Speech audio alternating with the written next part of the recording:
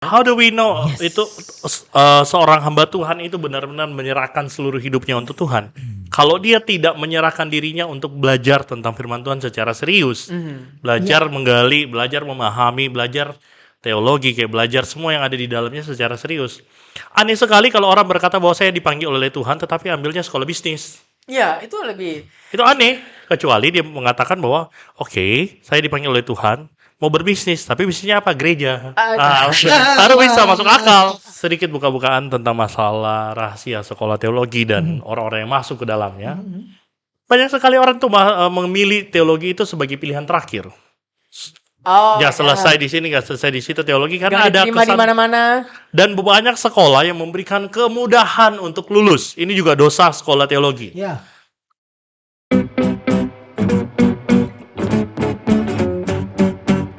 U-Talks, percakapan sumbang. Pertama-tama kita memulai dengan kata-kata Happy birthday darling. Happy Saya tahu birthday, bahwa darling. om kamu akan pergi makan dan kamu nggak mengundang saya karena saya super cute.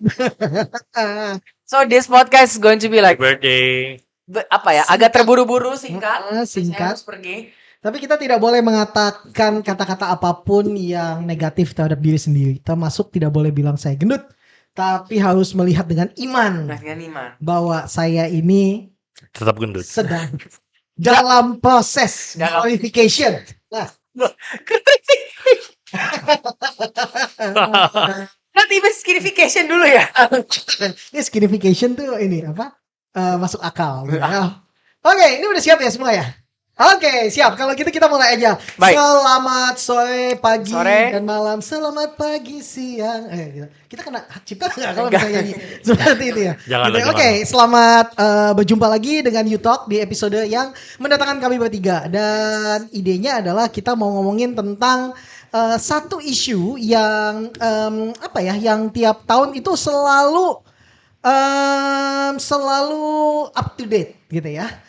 Yang naik, turun lagi gitu, yaitu apakah pendetamu perlu sekolah atau tidak gitu ya. Kalau perlu kenapa? Kalau perlu kenapa, di Kalau mana? nggak kenapa? Gitu. Kita kayak ini ya, kayak agen gitu ya gitu. Nah, kita kayak ini kan guru-guru yang memberikan soal open, Oh, iya, open iya. question. Karena kami bertiga guru gitu ya. Sebutkan dan jelaskan dengan contoh.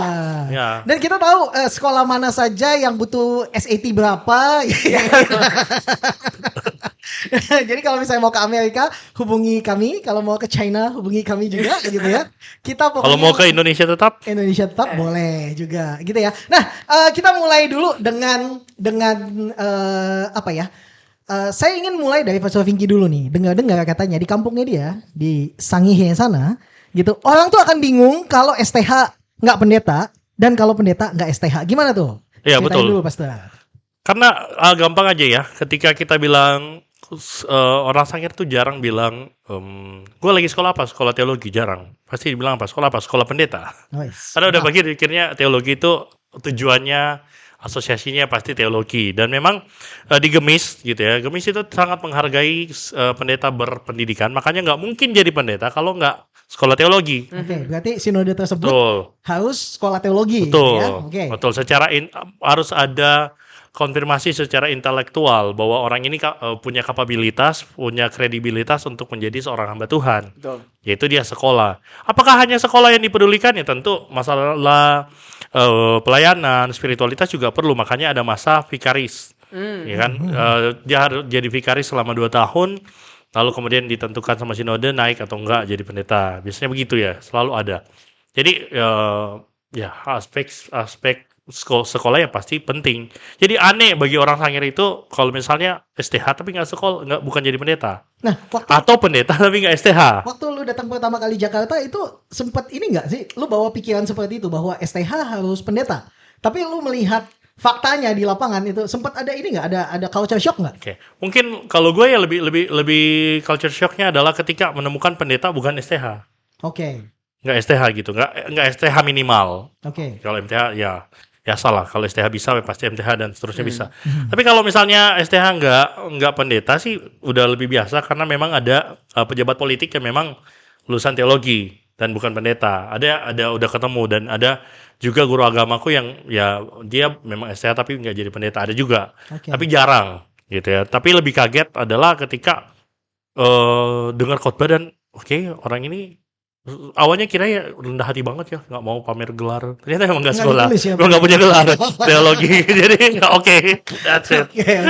Nah, ke Pastor CJ nih gitu ya. Pastor CJ mungkin datang dari sinode gitu ya. Sinode lagi nggak boleh ngomongin sinode sebenarnya. Tapi Pastor CJ datang dari satu tradisi gereja yang mungkin banyak yang nggak STH, nggak sekolah gitu ya. Gereja apa? Jangan sampai batuk di situ ya.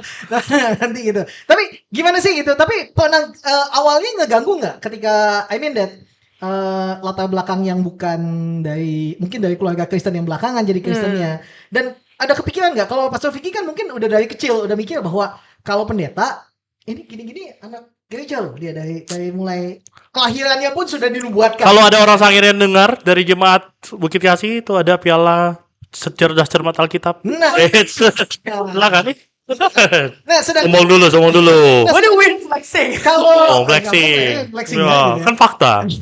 Kalau dari Pastor CJ mungkin yang datang tiba-tiba nyemplung di satu gereja yang mungkin pendetanya tuh nggak perlu apapun lah gitu, nggak perlu I don't know sejauh mana theological trainingnya gitu ya. Yang penting bisa berdoa. Yang penting bisa berdoa mungkin sedikit berbahasa roh gitu kan gitu. Yang penting go gitu. Nah gimana itu awalnya masa ini masalah nggak sih sebenarnya? Mungkin enggak kali ya, karena justru gini, pertama kali masuk ke gereja itu ya karena akhirnya kulturnya begitu, kita kan pasti menerima dulu kulturnya. Oh ya memang begini. Kalau kamu mau melayani, semua orang boleh melayani, tergantung kerinduan. Jadi degree kerinduan itu yang paling penting.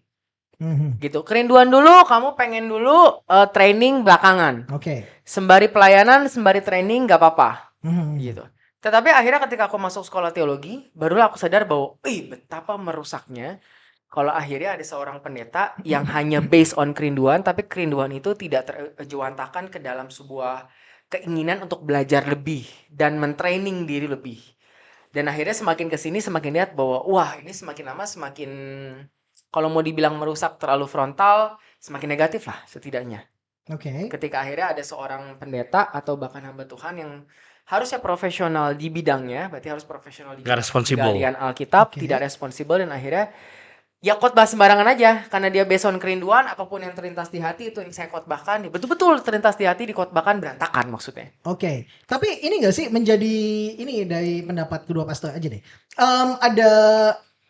Biasanya ada ketegangan seperti ini gitu bahwa mereka-mereka yang sekolah Alkitab dianggap bahwa kalau di gereja lokal tuh malah nggak bisa ngeblend in dengan kondisi jemaat, atau misalnya sekolah Alkitab tetapi jadi orang Farisi dan sebagainya, kan banyak tuh istilah-istilah seperti itu. Gitu.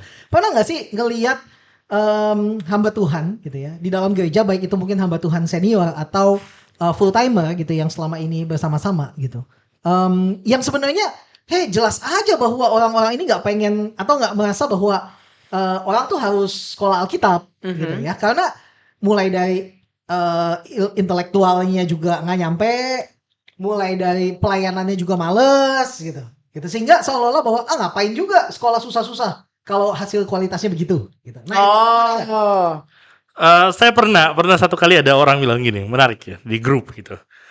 Kalau memahami firman Tuhan itu hanya orang yang sekolah teologi, itu nggak adil. Itu Tuhan itu bukan cuma milik orang teologi. Ya benar, Tuhan itu bukan milik siapapun, karena siapapun adalah milik Tuhan. Tapi kalau misalnya dikatakan, wah Tuhan itu nggak boleh, nggak hanya orang teologi yang boleh memahami, yang boleh. Oke, justru jadi nggak adil kalau orang yang sudah belajar benar-benar serius, duduk secara formal, duduk belajar secara bertanggung jawab, terus dianggap sama dengan orang yang nggak belajar sama sekali. Justru disitulah ketidakadilan. Ya kan, kalau misalnya dokter disamakan dengan dokter gadungan, dukun itu kan nggak adil. itu nggak adil. Kenapa? Dia sudah menuangkan jerih lelah, membayar harga dan sebagainya, belajar sungguh-sungguh, terus tiba-tiba mengaku dokter. Nah tapi menarik nih ya, gini, dulu saya pernah berjumpa dengan seorang dokter lah, lebih dari 10 tahun yang lalu mungkin ya. Satu dokter ini dia ngomong gini, dia lagi ambil waktu itu spesialisasi di bidang radiologi. Gitu. Ketika saya tanya sama dia, kenapa ambil radiologi dok? Gitu. Jawabannya dia adalah bahwa radiologi itu adalah ilmu yang kepake Gitu. Jadi kalau misalnya orang apapun di rumah sakit, gitu kan, dokter-dokter akan suruh ronsen kah, Atau gitu kan, anestesia atau biasa apa pakai. MRI juga radiologi nggak sih Iya, maksudnya nggak tahu ya, gitu ya. Pokoknya itu pasti semua segala macam Ada hubungannya dengan ini radiasi. pasti diopernya ke situ, gitu. Dia bilang begitu. Terus dia ada satu hal yang menarik banget, dia ngomong gini. Sebenarnya yang membuat dokter itu menjadi dokter itu adalah karena punya satu ikatan. Dia bilang gitu. Jadi seolah-olah ikatannya ini itu yang bisa tetap mempertahankan profesi ini se-prestisius ini. Oke? Gitu ya. Jadi seolah-olah bahwa kalau lu mau jadi dokter lu harus sekolah, lu harus ada jenjangnya, gitu kan. Dan seolah-olah bahwa untuk setiap tindakan itu sudah ada rate harganya. Nah, si dokter ini ngomong gini, dia bilang katanya, gue pikir ya Tim ya, dia bilang gitu. Kalau pendeta, dia bilang gitu, itu bisa ada ikatannya, ada rate harganya, dia bilang. Sebenarnya itu enak banget. Dia ngomong gitu ya sama gue ya. Dia bilang katanya, jadi contoh misalnya, ada bayi lahir, gitu kan. Untuk baptisan ada rate-nya, harganya. Untuk pemberkatan rumah ada rate-nya, gitu kan. Sampai dengan orang mati ada rate-nya semua. Terus gue pikir bahwa, apakah memang gelar kita STH itu atau gelar di depan PDT itu memang pada akhirnya memang tujuannya itu kali ya? Gimana ya gitu? Karena pemikirannya ini kan kita bicara dari segi orang profesional ya. Dia sebagai seorang dokter dia melihat bahwa faktanya adalah bahwa kenapa profesi dia itu lebih menguntungkan dalam tanda kutip adalah karena mereka punya rate tertentunya. Nah, gimana tuh kalau kita ngelihatnya dalam dunia pendeta? Kalau masalah menguntungkan ya mungkin bisa dipatokan berdasarkan organisasi punya kesepakatan ya. Tapi kalau misalnya masalah responsibilitas, bagaimana saya tahu tindakan saya itu benar? Bagaimana saya tahu bahwa kajian saya, apa yang saya ajarkan tentang Alkitab itu benar?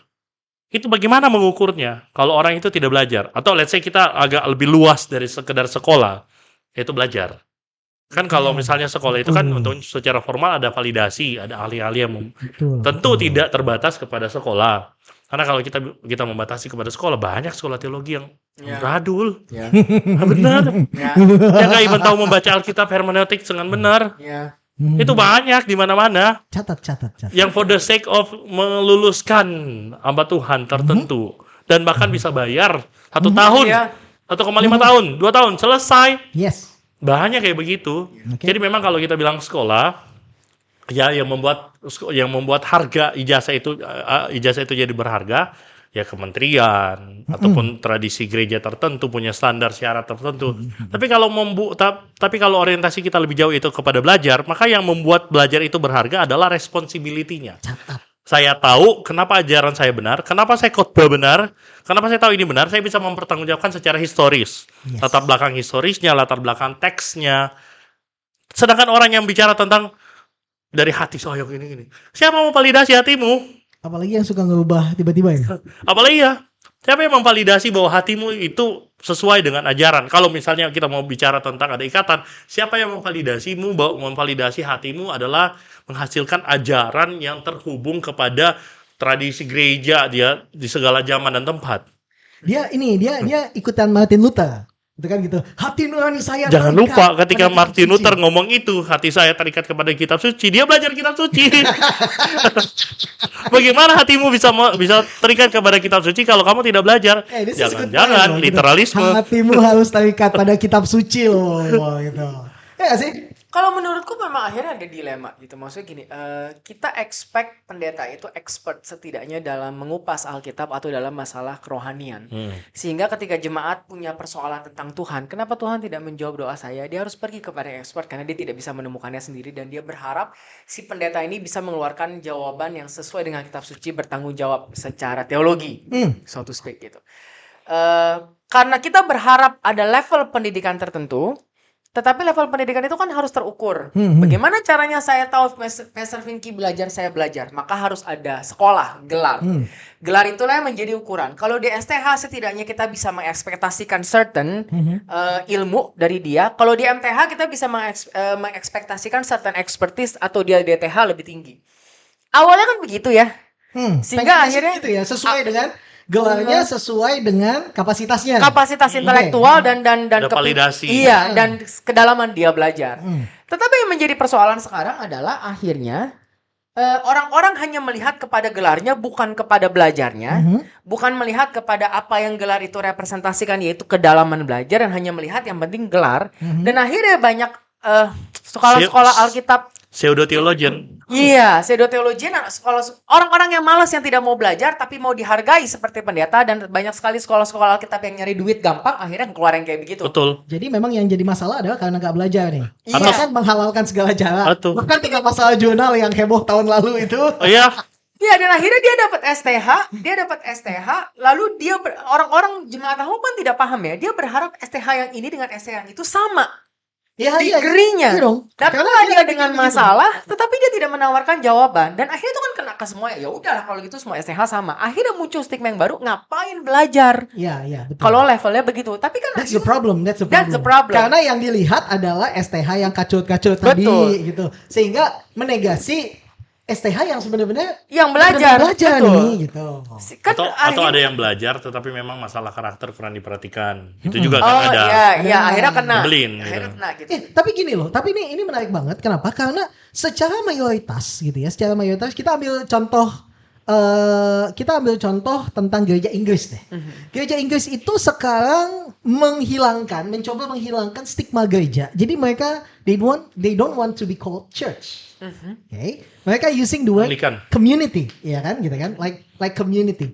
Tapi menjadi masalah kalau misalnya karakternya tidak berubah, gitu kan, seolah-olah bahwa kata gereja itu sudah terlalu menyakitkan buat masyarakat. Sekarang kita ganti dengan kata community. Tetapi jika tidak ada pertobatan di situ, itu nanti 50 tahun dari sekarang atau 20 tahun dari sekarang mereka harus ganti lagi katanya. Iya.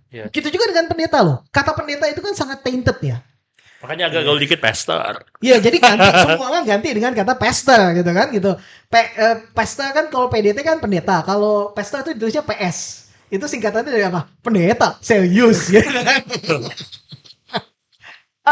Dan makanya kita harus kembali kepada aku selalu percaya gini, apakah pendeta harus sekolah? Iya. Apakah pendeta harus punya gelar? Tunggu dulu. Gelar dalam pikiranmu apa? Kalau gelar yang disertai dengan sekolah yang clear sekolah, dengan mengikuti semua prosesnya, semuanya, ya. Tapi kalau apakah pendeta butuh gelar? Gelar dalam pikiranmu adalah gelar beli? Tidak. Kalau gelar itu menjadi sebuah tanda kemampuan dia, ya. Tapi kalau gelar itu hanya untuk menjadi sebuah prestisius, tidak perlu, menurut saya. Pada akhirnya memang kata profesional itu gitu ya. Kalau Van Gogh sebagai seorang pelukis, Van Gogh itu bilang profesional adalah satu kecakapan yang diakui di hadapan Tuhan dan dipertanggungjawabkan pada masyarakat. Gitu. Jadi pelukis profesional, Van Gogh adalah pelukis profesional, dipertanggungjawabkan di hadapan Tuhan, lalu diperlihatkan atau dipraktekkan, disumbangsihkan kepada masyarakat. Nah, gitu ya? Tapi itu tuh aspek pertamanya akhirnya dipertanggungjawabkan di hadapan Tuhan. Karena aku rasa akhirnya kalau kita ngomongin soal pendeta yang tidak berkarakter, lalu kita kembali kepada usulan si dokter itu, kenapa tidak buat trade? No. Kita datang karena panggilan Tuhan. Betul. Kita profesional karena panggilan Tuhan. Baru mau kasih ya. Bukan, kita profesional. Akhirnya kita tidak menjual apapun loh. Kita tidak menjual kebisaan kita. Kita tidak menjual khotbah kita. Kita tidak menjual kemampuan kita jadi gembala. Kita tidak menjual nubuat kita. Betul. Or whatever it is. Betul. Karena kita sudah dibeli, harganya sudah lunas dibayar, dan setiap pendeta yang masuk akhirnya harus clear banget bahwa saya tidak punya ambisi duniawi lagi. Kenapa? Karena saya sudah selesai sama bagian itu. Yes. Kalau akhirnya kita masuk ke sana, maka gini, kalau kita sudah selesai ke dalam bagian itu, maka sacrifice itu menjadi bagian sehari-hari. Bukan berarti akhirnya kita tidak boleh mendapat certain degree atau penghidupan sehingga kita harus terus-menerus susah atau apa. No, I'm not saying that.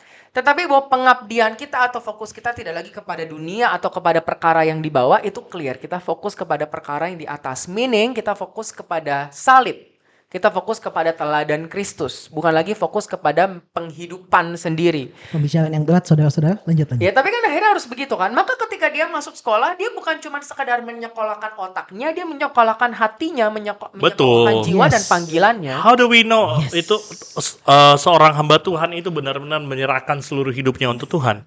Kalau dia tidak menyerahkan dirinya untuk belajar tentang firman Tuhan secara serius, belajar menggali, belajar memahami, belajar teologi, kayak belajar semua yang ada di dalamnya secara serius. Aneh sekali kalau orang berkata bahwa saya dipanggil oleh Tuhan tetapi ambilnya sekolah bisnis. Iya, itu lebih. Itu aneh, kecuali dia mengatakan bahwa oke, saya dipanggil oleh Tuhan mau berbisnis, tapi bisnisnya apa? Gereja.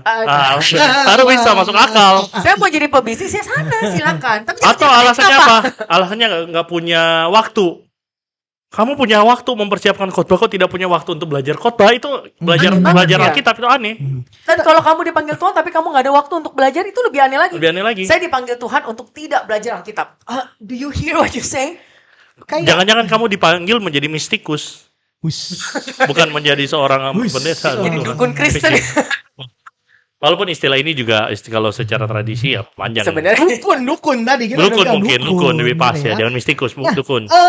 Tapi ini menarik loh. Kita berkaca dari kita punya pengalaman kita. Pengalaman kita adalah tentang LLST, gitu ya. Kita memulai ini semua dari LLST, Reformasi Liturgy School of Theology, gitu ya.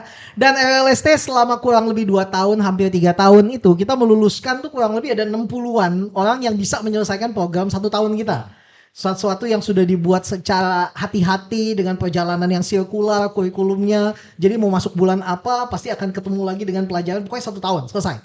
Dan namun di situ dan mereka yang selesai 1 tahun pendidikan itu ada kita kasih sertifikat. Ya kan? Kita emang programnya non gelar gitu kan, non akademik, non gelar. Pokoknya kita ngelihat tentang masalah karakter, kesetiaan, mau belajar dan sebagainya. Tetapi kita lihat dari 60 lebih orang itu yang ikutan, gitu ya, itu nggak semuanya belajar.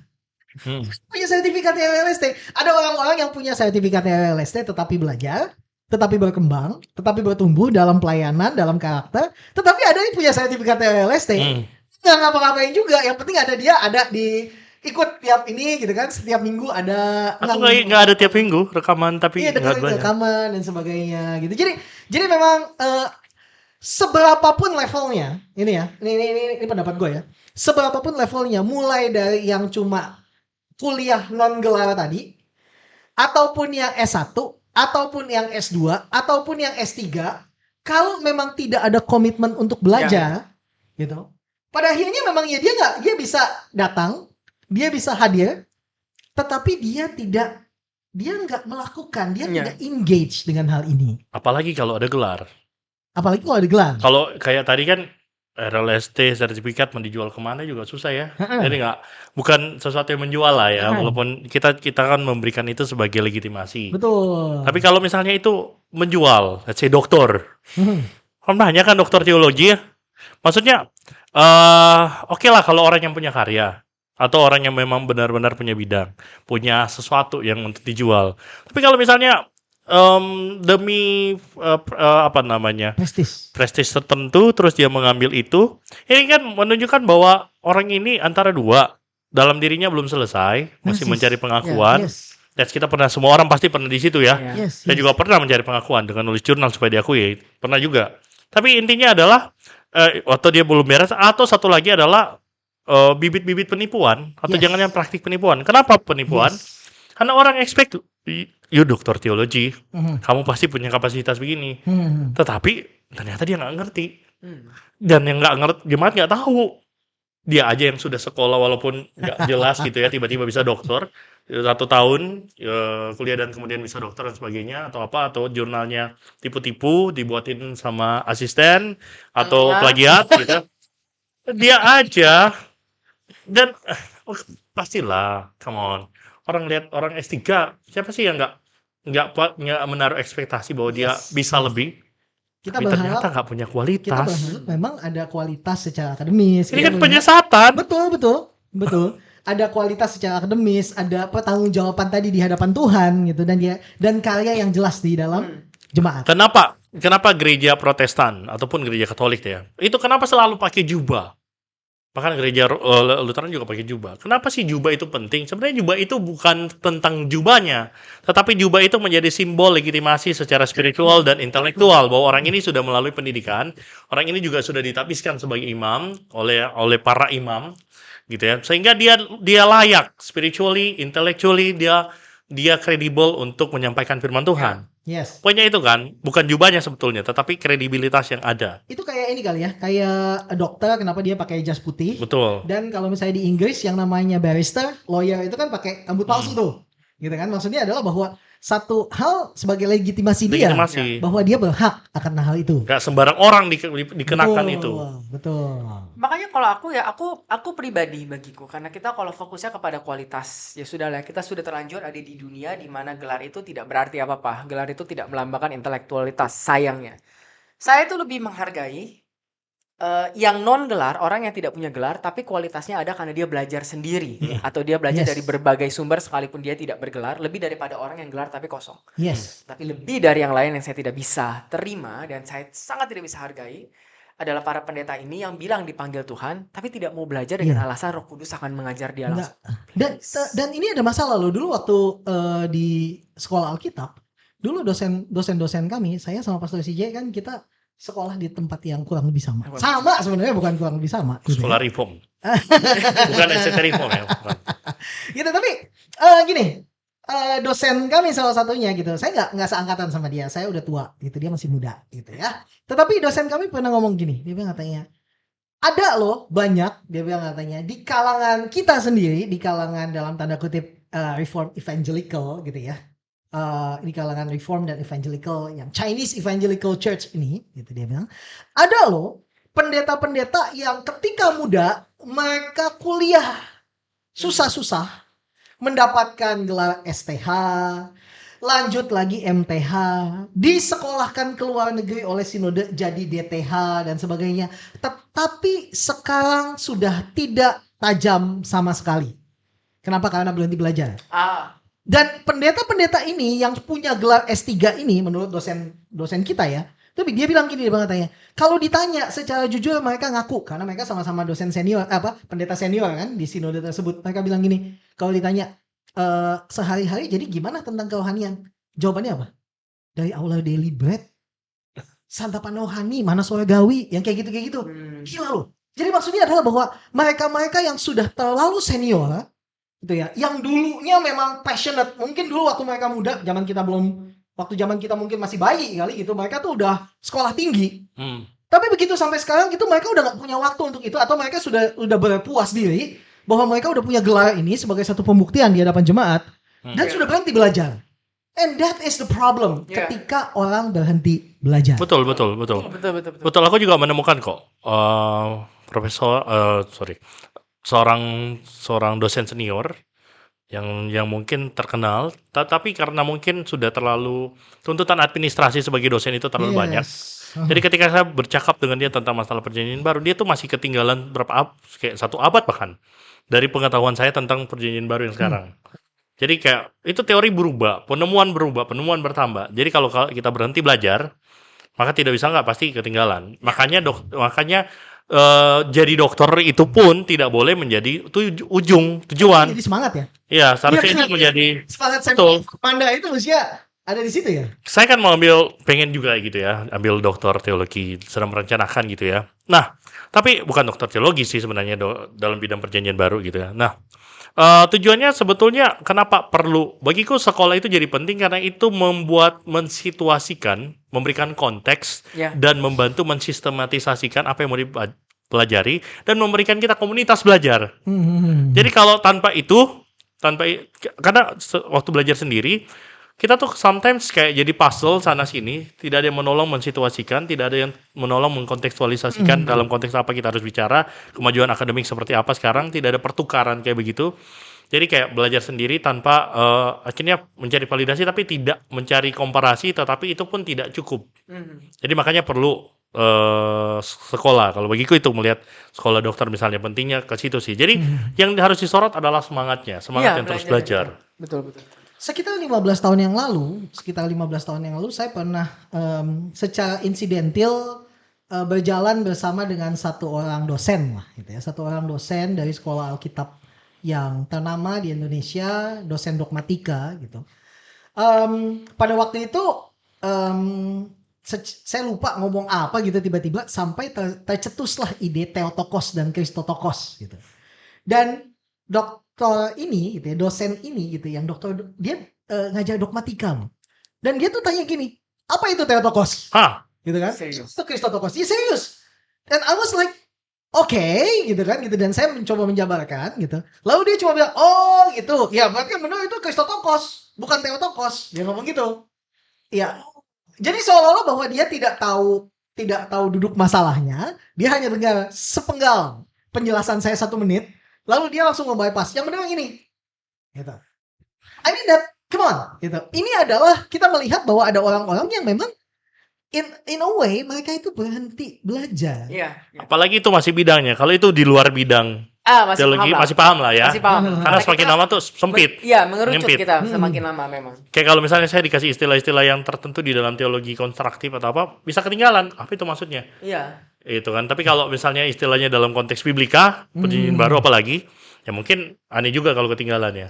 Makanya memang harus ada niatan untuk belajar. Pastor Vicky tadi mengatakan dengan sangat bagus bahwa dengan adanya belajar secara sistematis, ada komunitas belajar, ada komunitas iman yang saling mendukung dalam hal itu.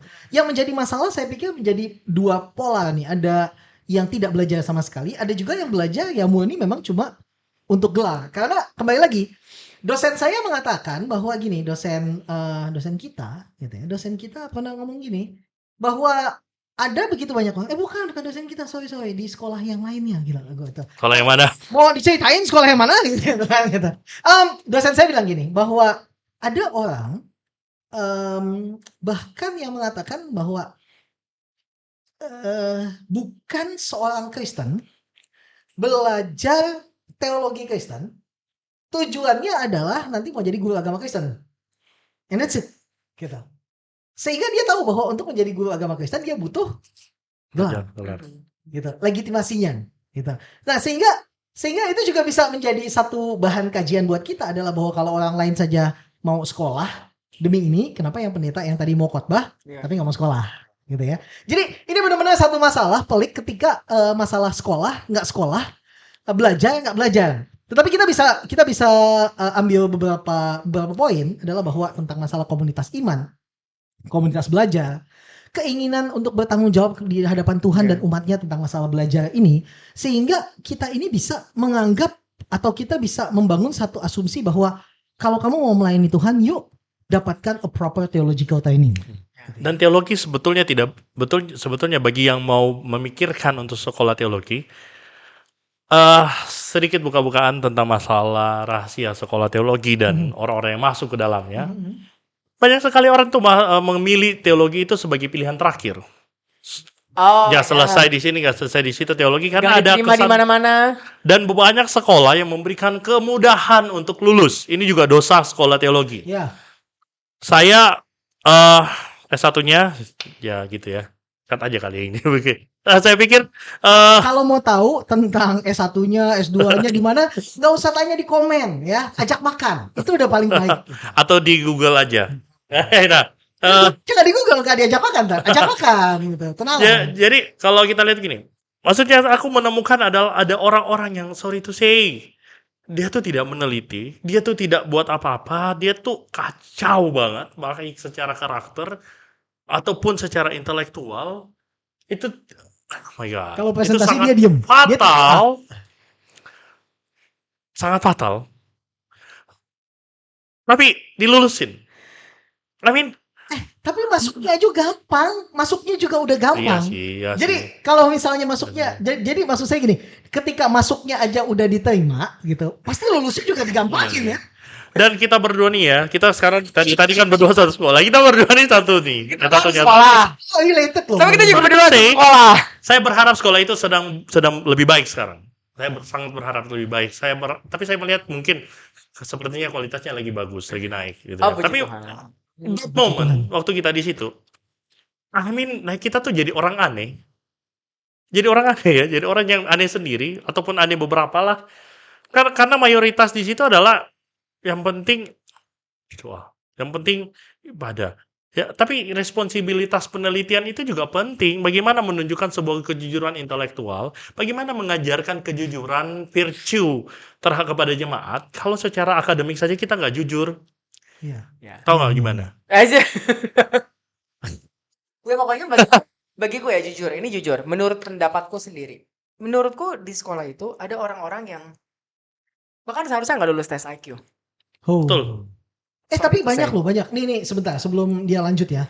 Ini saya tidak sama sekali tidak menjelekkan tentang masalah difabel atau disabilitas, tetapi saya banyak sekali mendengar kisah orang tua nih punya anak beberapa, punya anak 4 atau 5 gitu. Ada satu anak yang paling jelek gitu kan. Either way dia yang disabilitas atau dia itu yang mengalami dia berkebutuhan khusus atau dia itu tadinya brengsek dan sebagainya. Terus orang tuanya itu bilang begini bahwa dia tuh mau dipakai Tuhan. Dan didaftarkan di sekolah Alkitab dan diterima gitu. Tapi di sekolah Alkitab pun gitu akhirnya nggak bisa ngapa-ngapain gitu kan. Makanya kalau misalnya disabilitas, STT Jakarta menerima loh mahasiswa disabilitas, tetapi difasilitasi, Betul. dibantu. Kalau kita tidak punya fasilitas yang memadai untuk menolong mereka, mendesain untuk mereka, dan kita expect mereka bisa seperti orang-orang yang bukan orang-orang mayoritas gitu ya, orang-orang yang kita anggap normal, saya nggak mau pakai istilah normal gitu ya, mayoritas yang able gitu ya, nggak punya disabilitas, maka kita sedang tidak adil kepada dia. Seharusnya kita berikan keadilan lah, maksudnya kalau masalah disabilitas ya. Dan kalau misalnya masalah tes IQ tadi, kita tuh bukan masalah.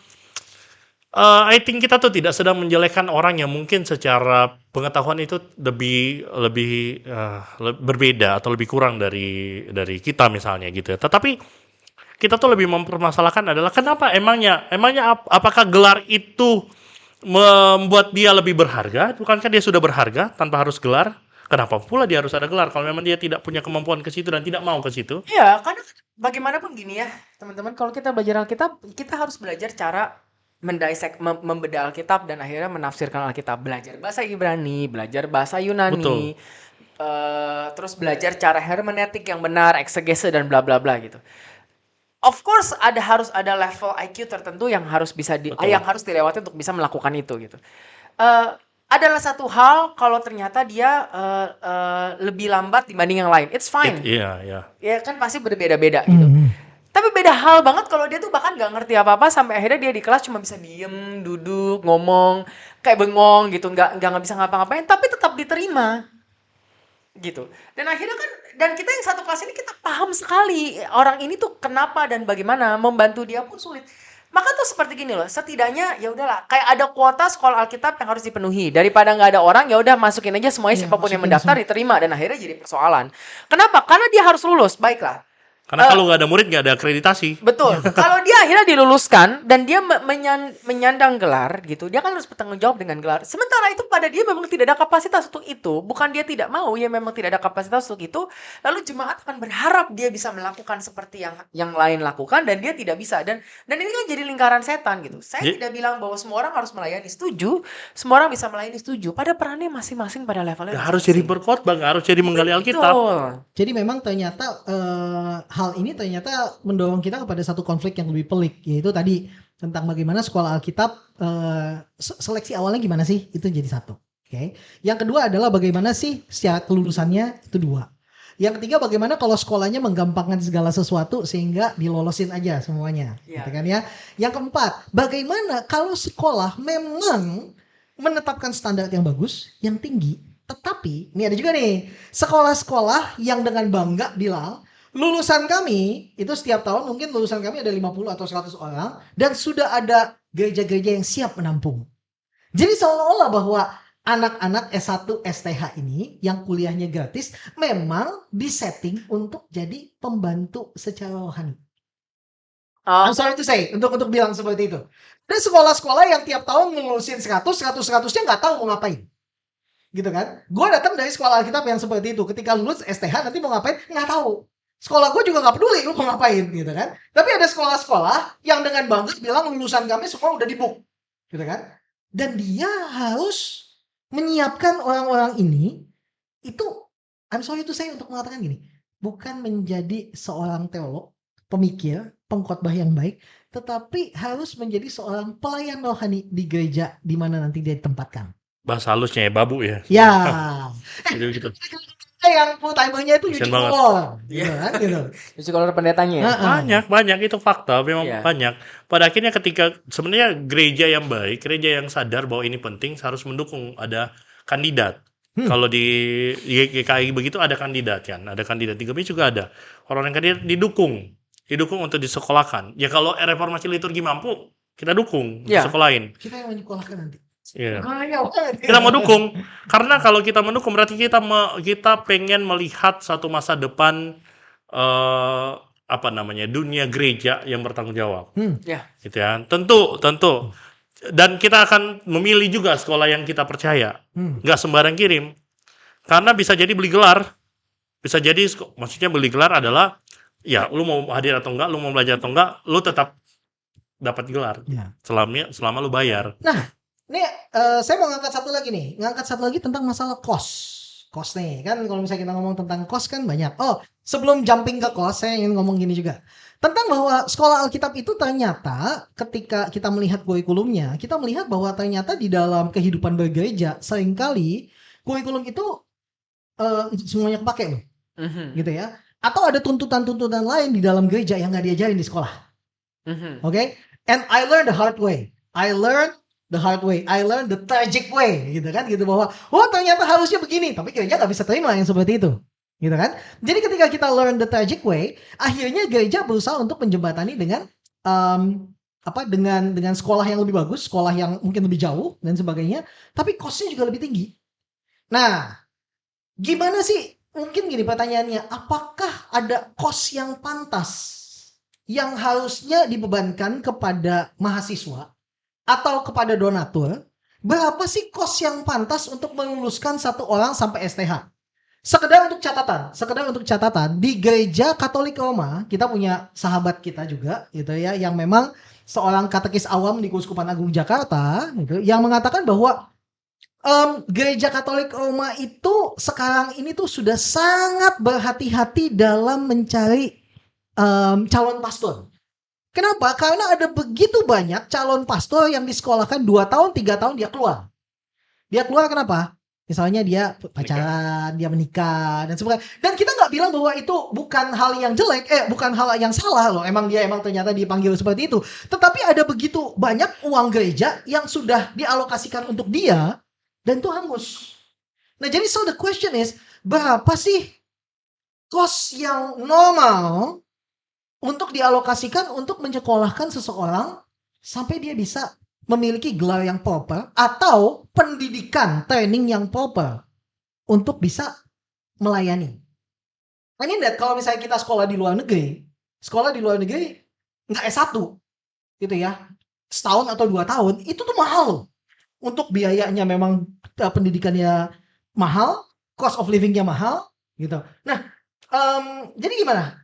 Nih, kita mau memandangnya gimana nih? Apakah kita ikutin cost-nya gitu? Atau kalau saya gitu, saya adalah orang yang bicara tentang di schooling society-nya Ivan Illich adalah tentang kalau mau pintar ngapain sekolah? Gitu loh. Karena tugas utamanya kembali lagi pada belajar. Karena apa? Karena kalau Ivan Illich, sebagai catatan, Ivan Illich adalah seorang pastor, gitu ya, seorang teolog pembebasan yang bergerak di dalam dunia pendidikan. Ivan Illich melihat bahwa sekolah itu adalah satu kendaraan institusi yang untuk membuat satu pembedaan antara yang punya uang dengan yang nggak punya uang. Sehingga yang nggak punya uang itu nggak bisa sekolah. Nah, gimana nih? Kalau misalnya kita ngomong tentang cost, mungkin ini di luar dari kendali kita. Tetapi berapa sih cost yang worth untuk satu pendidikan teologi? Kayaknya kalau misalnya cost ini kan relatif ya, pasti relatif. Dan setahuku sih tidak ada yang sampai benar-benar semahal gimana gitu ya kalau sekolah teologi. Cuman ada yang gratis iya, tapi biasanya itu produksi SR perusahaan. Ada begitu kan, jadi digratisin. Dan sebenarnya kan aku tuh malah melihat semakin ke sini, semakin melihat bahwa kalau kita perjalanan hidupku tuh aku mengambil sekolah S1 itu beasiswa full. Dan S2 juga ada beasiswa dan juga tabungan dan juga kerja. Jadi dan sedang mencari beasiswa untuk S3. I think kayaknya mungkin yang perlu dilatih pertama adalah mentalitas orang yang mau sekolah, bahwa banyak peluang kok ke sana, jangan cuma lihat ini lalu kemudian selesai. Dan yang kedua bagiku adalah penting untuk gereja investasi kepada sekolah teologi. Maksudnya jangan cuma investasi untuk beli LED yang makin besar ataupun membangun ruangan yang lebih besar, tetapi mari investasikan dirimu melihat kepada produk kepada gerejamu yang ada bagaimana setiap orang yang terbeban untuk melayani mulailah disupport untuk melayani dan punya kapasitas disupport untuk sekolah teologi. Kan masalahnya nggak terjadi support karena merasa tidak merasa bahwa itu tidak penting. Temanku pendeta AKBP pernah bilang gini, kalau jemaat AKBP itu kasih 50.000, itu bisa kasih sekolah 100 sama Tuhan sekaligus di STT Jakarta. Kayak gitu maksudnya. Karena sudah, dan mereka kayaknya cukup jalan sehingga kalau mau sekolah itu cukup ada peraturan sinode dan sebagainya dan bisa disekolahkan. Tetapi dengan ya akan menjadi hamba Tuhan kelak.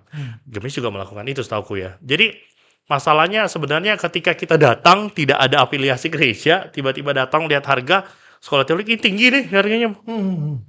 Ya, karena kita personal. Tapi kalau kita sudah punya ininya, itu banyak sekali. Dan itu pun masih banyak peluang beasiswa kok. Beasiswa kerja sebenarnya. Dan aku tidak melihat semahal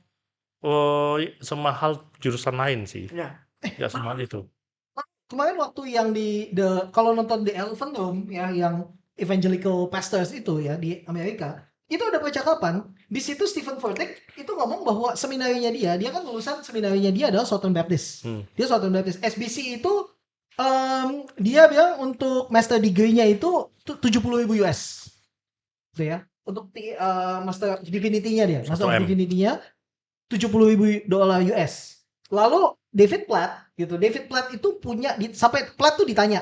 Mereka tahu Platt itu kan yang pintar nih, dianggap Platt tuh pintar, dosen dan sebagainya di New Orleans kan. Si Platt tuh ditanya, apakah ayahmu orang kaya? Itu pertanyaannya sangat langsung to the point gitu kan gitu. Apakah ayahmu orang kaya? Terus si Platt tuh sampai ketawa, dia kan katanya, gue gak melihat apakah pertanyaan ini related apa enggak. Tapi itu akan related tentang gimana caranya lu bisa sekolah tinggi. Dia bilang gitu. Dan si Platt bilang, ayahku bekerja di keuangan. Bekerja pada pemerintah Amerika di bidang keuangan.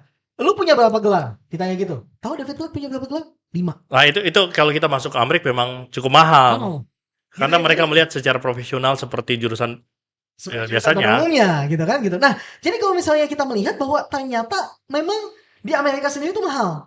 Di Indonesia bagaimana nih gitu. Nah, kalau saya memang harus melihat bahwa ada sekolah-sekolah yang memang full beasiswa, ada sekolah-sekolah yang enggak gitu kan, yang memang mahal dan sebagainya. Tetapi gimana pun juga kita pengen agar teman-teman itu memiliki kalau saya pribadi, saya ingin agar teologi itu adalah menjadi bagian dalam kehidupan kita. Mungkin ada teman-teman yang nggak bisa sekolah teologi, gitu ya. Mungkin ada teman-teman yang ingin melayani Tuhan tapi belum bisa sekolah teologi, and that's why kenapa kami menggagas LLST waktu itu, gitu ya. Tetapi kembali lagi bahwa harus dikembalikan kepada niatan untuk belajar apa enggak. Gitu. Nah, kalau misalnya teman-teman juga ada yang bertanya tentang kita nih, gitu kan, gitu, tentang kita sekolah kita di mana, gitu kan. Nah, ini kan penting nih, gitu. Mereka pengen tahu, gitu kan, apa yang disekolahkan, apa yang ini dan sebagainya. Nggak apa-apa juga, gitu. Kayak misalnya Pastor CJ dia menempuh sampai dengan Master of Theology-nya, Pastor Vinky juga menyelesaikan Master of Theology-nya, gitu. Saya menyelesaikan Master of Ministry saya, gitu kan ya. Kenapa? Karena saya nggak cukup pintar untuk menyelesaikan Master of Theology saya. Saya sudah resign dari kampus pada waktu itu sebelum akhirnya dosen saya panggil lagi sampai tanya gini, kalau gitu selesai Master of Ministry aja gitu. Jadi selesai Master of Ministry, lalu saya punya doktoral. Terus ada lagi yang tanya, doktoralnya dari mana? Saya doktoralnya honoris causa. Dan doktoral honoris causa dari mana? Dari project yang saya lakukan. Dengan siapa? Adalah yang saya lakukan, saya kerjakan di mana? Di Papua, Tanah Merah, Papua. Yang mendukung siapa donornya? British Petroleum, BP7, BP Tangguh namanya gitu. Dan saya dapat doktoral dari mana? Dari sekolah yang nggak tahu ece-ece dan sebagainya. Jadi saya bilang bahwa kalau misalnya ada orang mau bertanya, and that's why nggak masalah juga kita cerita apa adanya. Terus kalau misalnya ada orang menganggap bahwa ya udah gelarnya nggak kredibel gitu, nggak dipakai juga nggak apa-apa juga gitu kan. Kenapa saya merasa bahwa hal ini nggak masalah gitu? Karena kalau misalnya kayak David Platt tadi, dia punya 5 gelar loh. Saya punya beberapa gelar loh. Bahaya nggak sih gitu kan? Dan gelar saya nggak linear. Tetapi kalau misalnya saya tulisin semua, itu akan jadi panjang. Dan sebagai informasi, saya sekolah hipnoterapi, gitu kan? Saya certified hipnoterapi loh. Dan saya sudah pernah dihina oleh salah satu dosen dari geng gereja aliran tertentu, STT tertentu yang menganggap bahwa hipnoterapi itu bukan ilmu psikologi. Oh, ketika dia katakan begitu saya pikir, oh ya udah terserah gitu kan gitu. Bagi saya nggak masalah juga kalau nggak percaya sama hipnoterapinya gue gitu kan. Karena apa? Karena I believe in learning. Saat ini saya lagi belajar lagi tentang business administration. Cita-cita saya gampang sebenarnya. Cita-cita saya dulu adalah, saya pikir kalau misalnya saya bisa milih, saya punya resource-nya semua, saya paling pengen tuh adalah untuk ambil double degree-nya yang di Southern Baptist. Why? MDiv and MBA. Tapi karena apa daya, karena saya nggak punya uang seperti itu, jadi saya mencarinya di sekolah-sekolah yang lebih sederhana, gitu kan ya. Tapi intinya gini, teman-teman semuanya, kita adalah orang yang mendorong pendidikan. Selama papamu masih punya uang, sekolahlah yang tinggi. Kalau kamu jadi pendeta, papamu punya uang, sekolahlah yang baik. Jadilah orang yang sangat pintar, STH, MTH, DTH, gitu ya. Kalau kamu ingin berkarir di dunia akademik, jadilah profesor yang baik, sehingga bukan hanya sekedar kepala, tetapi juga punya kehidupan yang baik di dalam. Ya nggak sih? Betul. Jadi ya, yang kau tim sampaikan bagus tuh. Maksudnya, ya mungkin kita pernah lah ya di tahap dimana melihat gelar itu penting. Pada akhirnya ketika itu sudah ada dan kayak, aku sering lupa kalau aku sudah MTH gitu ya. Jadi kayak akhirnya kita merasa bahwa Kalau gue lupanya bukan MTH. MTH kadang-kadang masih ingat pendeta. ya pendeta juga lupa. Gue juga lupa. Jadi PDT. panggilan khotbah kepada PDT. Betul. Gue udah PDT ya. Tapi ada sukacita tersendiri ketika itu muncul. Gue lupa ya. Berarti itu tidak pernah mendefinisikan hidupku. Betul. Tidak pernah mendefinisikan Hidup kita semangat tidak belajar. didefinisikan oleh itu. Itu berubah. Kalau yang MTH itu ceritanya mau ada orang yang nanya, gelar lu apa? Oh iya, MTH ya. Harus ada MTH. Ya gitu, maksudnya Banyak loh yang kayak gitu ya. Karena gini, salah satu dosen, kembali lagi dosen. Tapi waktu itu udah gak ngajar lu. Dosen senior di kampus yang udah gak ngajar lu. Dia ngomong gini, zaman dulu ya. Dia bilang katanya. Saya tuh kalau ada surat undangan, tulisannya kepada Bapak Pendeta bla bla bla bla bla MTH, saya akan ingetin sama sekretaris saya untuk bilang sama saya, Bapak Pendeta ini sekarang sudah doktor of teologi gitu. Tolong surat undangannya diganti ya. Atas dasar apa? Saya dulu adalah atas dasar kebenaran, dia bilang gitu. Tapi semenjak saya sudah semakin tua, saya berpikir bahwa itu atas dasar kesombongan. makanya kita mau buat gerakan. Mulai sekarang kita mau coba untuk tidak pakai. Gak perlu lah. Ngapain lah? Tanya-tanya. MTH, dokter apa? Ya udahlah. Mau lihat gelar saya, boleh ajak saya makan, nanti saya kasih lihat semua gelar saya. Karena waktu aku pertama kali masuk S1 teologi dan S2 teologi, fokusku tuh tidak pernah gelar. Aku hanya ingin belajar sebagai bentuk tanggung jawab gitu. Kalau ada tempat di mana saya bisa belajar dengan full tanpa perlu gelar, saya rasa saya akan mengambil itu. Kenapa? Karena saya tahu banget bahwa saya ada kecenderungan kesombongan yang sama. Gue STH, MTH gitu. Tetapi tapi nggak ada. Tapi tidak ada. Faktanya adalah ya kalau saya ingin belajar full, saya harus masuk, ya udah saya masuk gitu. And I take my time. Saya lulus S1 itu 6 tahun. Kenapa? Karena saya riset skripsi 2 tahun. Kenapa? Tebel segini ya. Tebel.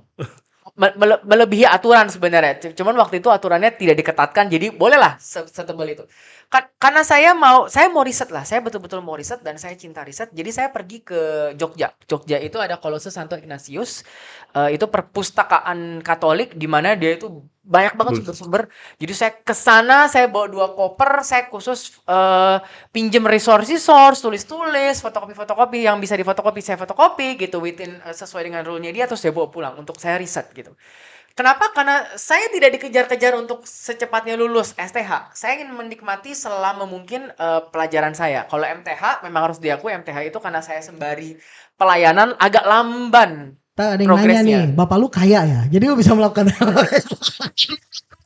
STH itu disubsidi tinggi gitu. Dan kalau akhirnya kembali ke begini, haruskah mahal? Satu, menurut saya, karena kita mau riset dan kita mau sungguh-sungguh, sekolah itu harus disupport dengan sangat mahal supaya dia bisa punya fasilitas untuk riset dan dosen-dosennya punya fasilitas untuk riset. Sehingga dia bisa menjaga kualitas internal sekolahnya tetap tinggi. Kalau akhirnya terus di starve dari segala dana, ya dia nggak mungkin bisa akhirnya riset, ngumpulin buku-buku, ngajar dengan baik. Having said that, karena orang-orang yang masuk ke sana adalah orang-orang yang dipanggil untuk menjadi full time dan tidak mencari uang, maka sekalipun dana yang dikucurkan besar kepada si university tidak boleh nge-charge mahal karena lu tidak sedang nge-charge businessman. Lu sedang nge-charge orang yang menyerahkan diri untuk Tuhan dan akhirnya harus bilang saya meninggalkan uang at certain level untuk bisa masuk ke sini dan untuk melayani Tuhan. Maka tanggung jawab siapa? Tanggung jawab gereja yang close the gap antara uang yang harus dikucurkan untuk university sehingga dia bisa berkualitas dengan uang yang tidak dimiliki oleh orang yang dipanggil oleh Yesus si Rabi pejalan kaki sebagai hamba yang menyerupai dia. Gereja yang crowdfunding dari semua jemaat yang lain harus support si hamba Tuhan ini supaya dia bisa kasih uang yang layak untuk university sehingga kualitas terjaga tapi dia harus bisa pelayanan. Itu terjadi di sekolah Katolik. Iya. Di sekolah-sekolah Katolik. Makanya bagus kualitasnya, bahkan seminarinya. Bahkan di kalau pusat salah satu pusat untuk studi biblika di Pontificio Biblicum Institutum di Italia itu juga kualitas manuskripnya semuanya banyak. Tapi bukan orang-orang yang punya duit itu. Maksudnya orang-orang yang studi situ bukan orang-orang yang mencari duit. Iya, dan akhirnya disupport kan. Maksudnya kalau kita ngomongin sekolah, bagiku akhirnya tiga-tiganya harus bertanggung jawab. Satu, si hamba Tuhan yang dipanggil harus bertanggung jawab kepada panggilannya untuk belajar setinggi mungkin, sejauh mungkin sesuai dengan Tuhan memanggil dia dalam bentuk apa dan dalam wujud apa. Yang kedua, sekolah Alkitab harus menjaga kredibilitas dia sehingga dia nggak ngasih STH kacangan. Betul. Supaya dia nggak jual gelar, supaya dia nggak menerima orang-orang yang maaf lah ya. Dia pun tahu, mereka pun tahu bahwa orang ini tidak bisa masuk, tapi dipaksa masuk atau diizinkan masuk untuk dosen-dosennya juga nggak boleh pilih sembarangan. Dosen-dosennya juga nggak boleh pilih sembarangan. Betul. Kita kalau bisa pilih nggak akan ambil yang itu kesannya. Soalnya kita nggak tahu. Nggak tahu jujur ya. Apa mungkin kok tim ya masalah yang dokternya mungkin nggak tahu di awal. Kita juga nggak tahu. Saya tuh beda loh sama si Jelo. Kenapa saya sekolah teologi dulu ya?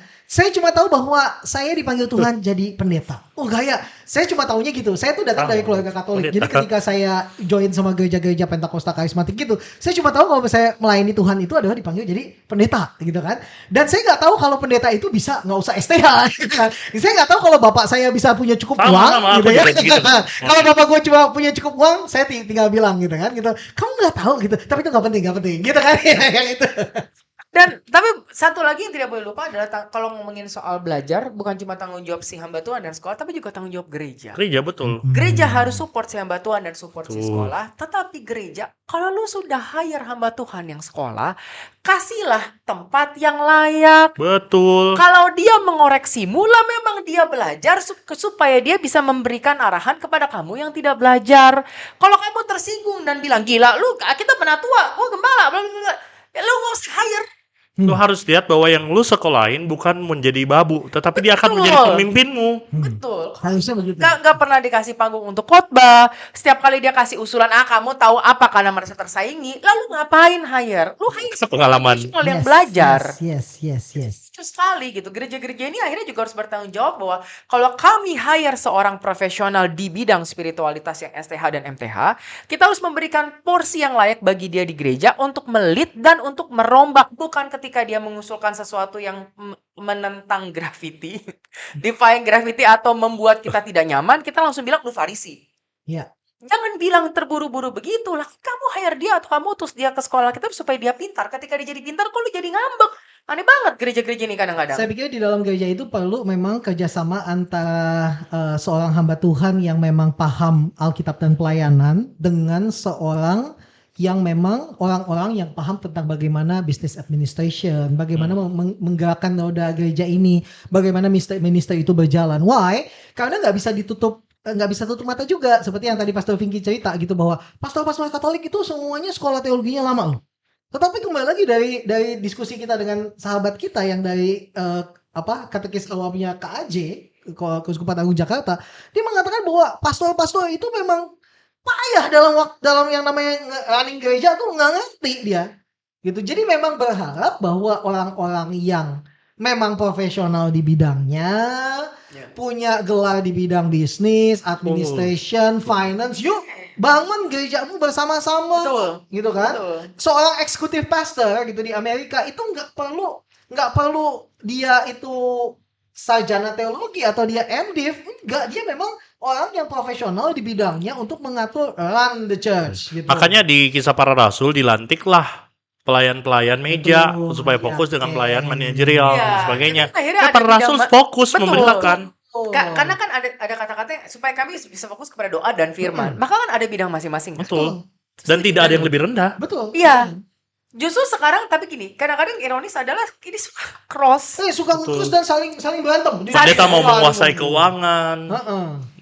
dan sebagainya gitu kan. Dan itu parah. Kalau misalnya kita melihat di Seci ya, 5 menit kita selesai 5 menit ya. Kalau kita melihat di Seci di Hualien sana itu ada perwakilannya Master Cheng Yen itu punya perwakilan yang disebut pure practitioner. Pure practitioner ini adalah orang-orang awam yang mereka punya pendidikan macam-macam di bidang computer science, di bidang bisnis dan sebagainya. Mereka itu mengambil sumpah untuk hidup membiara. Tapi mereka bukan biarawan. Mereka bukan biarawati, mereka nggak menikah, mereka benar-benar dalam tanda kutip biarawan awam. Mereka itu yang menghubungkan antara Gaya gitu ya, tempat jadi kantor pusatnya masjid dengan badan misi. Mereka paham tentang yang namanya rumah sakit, how to run the hospital. Mereka know how to run the school dan sebagainya. Mereka ini yang menjadi jembatan. Nah, saya pikir itu penting loh. Kenapa? Karena Master Cheng Yen itu dia nggak punya gelar MBA men gitu kan gitu. Iya, dan dia tidak perlu mengurus semuanya, tugasnya memberikan visi. Tuh.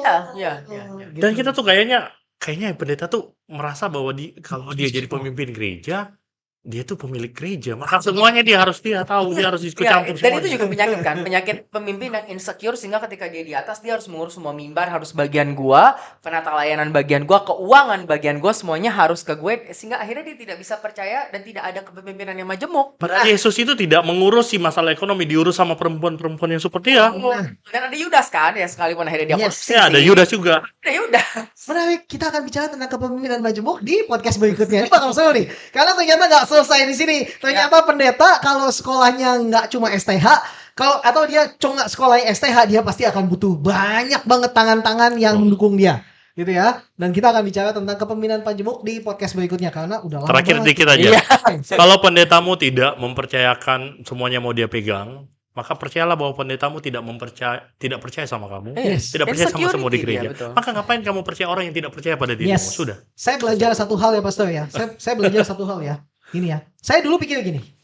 If I keep my head low, ya. Nih saya percaya gini. Saya kayak cerita Wicked itu ya. Saya percaya gini, kalau saya keep myself low, gitu ya, tetap setia, tetap melayani, tetap baik, gitu ya, tetap melakukan ini, membuktikan diri saya, one day that wizard will notice me.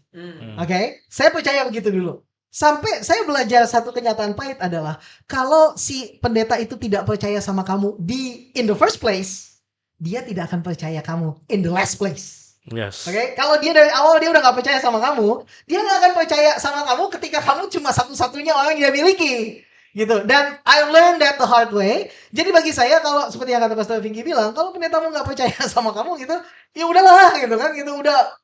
Dia gak akan percaya sama kamu bahkan ketika kamu Angkat tilammu dan berjalanlah pergi. Angkatlah tilammu, berjalanlah. Baik, saya pikir itu aja hari ini. Oke. Everybody, God Bye. Bye.